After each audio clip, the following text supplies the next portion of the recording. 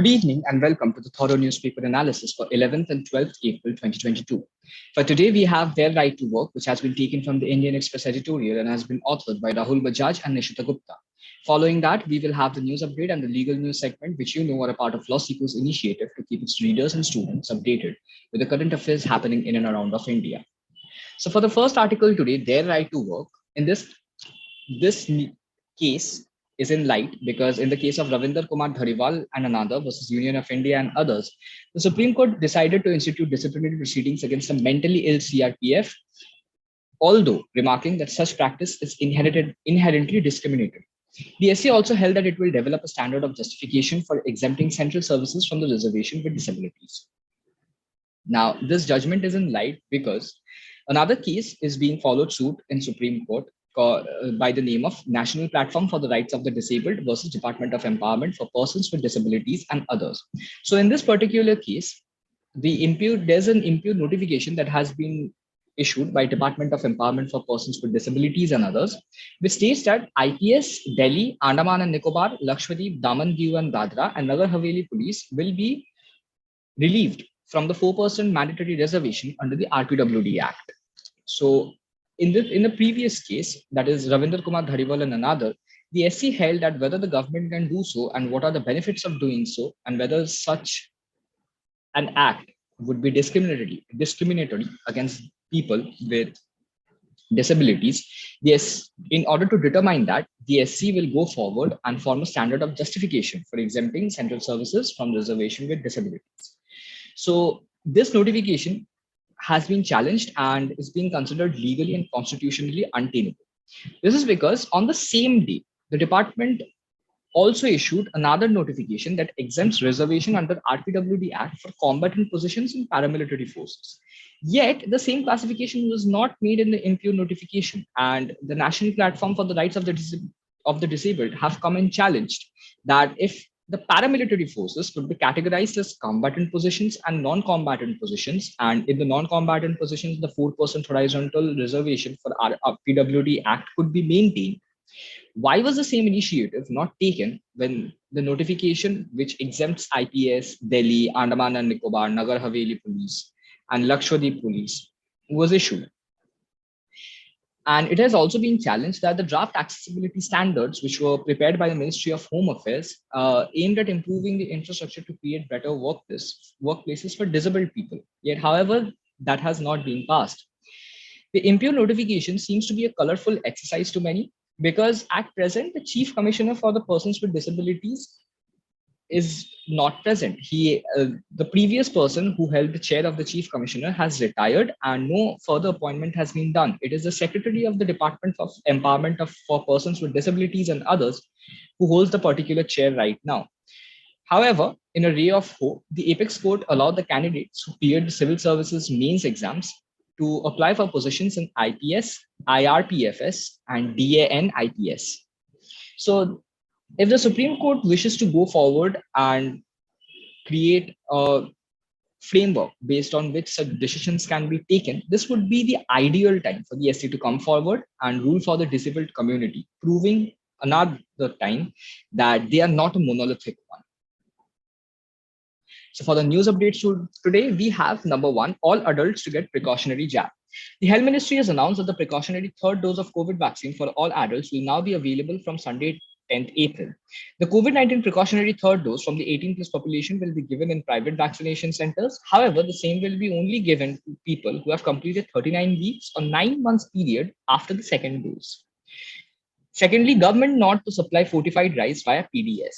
To address anemia and micronutrient deficiency among large sections of the population, the Cabinet Committee on Economic Affairs on Friday approved a proposal to supply fortified rice to all beneficiaries under National Food Security Act, Pradhan Mantri Poshan Shakti scheme, and other welfare schemes by March 2024. For the third news, we have Yechury as CPIM General Secretary. Senior CPIM leader Sitaram Yechury was re-elected as the General Secretary of the party for the third consecutive time here on Sunday. So speaking to the delegates after being re-elected to the top post at CPIM's 23rd Party Congress, Yechury said that the principal task of the party right now was to isolate and defeat the Bharatiya Janata Party, which is pursuing the Hindutva communal agenda of the fascistic RSS. For the fourth news, we have new Pakistan Prime Minister. Shehbaz Sharif has been elected by the Pakistan's parliament as the new Prime Minister. He was the opposition coalition leader who had moved on deposing Mr. Khan. And the government that has been formed by Sharif shall remain in power till 2023 until fresh elections happen. For the fifth news, we have Odisha's Barbara set for ecotourism push. The beautiful Barbara forest has been set up for ecotourism push by the government of Odisha. The forest dates back to some plantation activities that were carried out by the British forest officials in 1910 and is famous for teak and sal plantations. Therefore, even today, the slopes of the hills still hold the old natural forests, where sal is the predominant species. The teak trees of Barbara are unique, as some of them are more than 80 feet high and 10 feet or more in circumference. So this is also the only forest in India that has a central army positioned in it in order to stop wood mafias.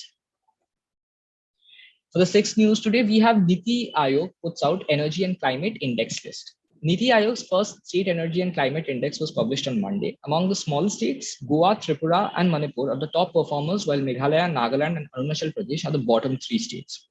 Chandigarh, Delhi, and Daman and Diu and Dadra and Nagar Haveli are the top three performers among union territories, while Andaman and Nicobar, Jammu and Kashmir, and Lakshadweep are the bottom three performers.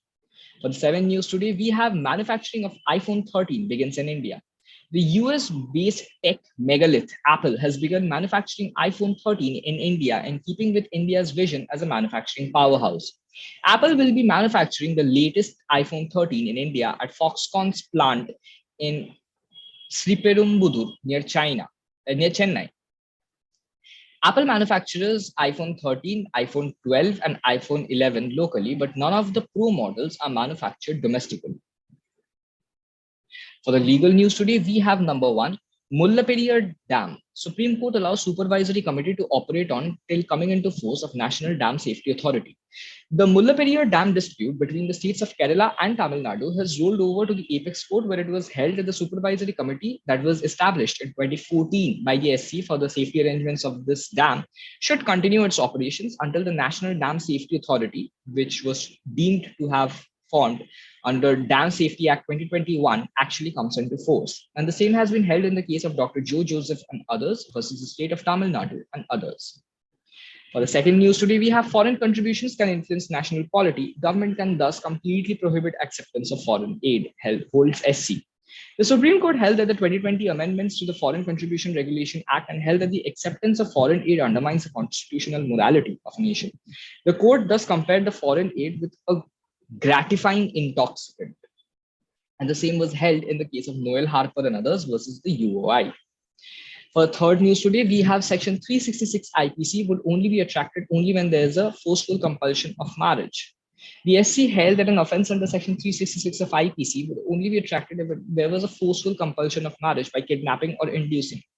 IPC section 366 states, whoever kidnaps or abducts any woman with the intent that she may be compelled or knowing it to be likely that she will be compelled to marry any person against her will, or in order that she may be forced and seduced to illicit intercourse, or knowing it to be likely that she will be forced or seduced to illicit intercourse, shall be punished with imprisonment of either description for a term which may extend to 10 years and shall also be liable to fine.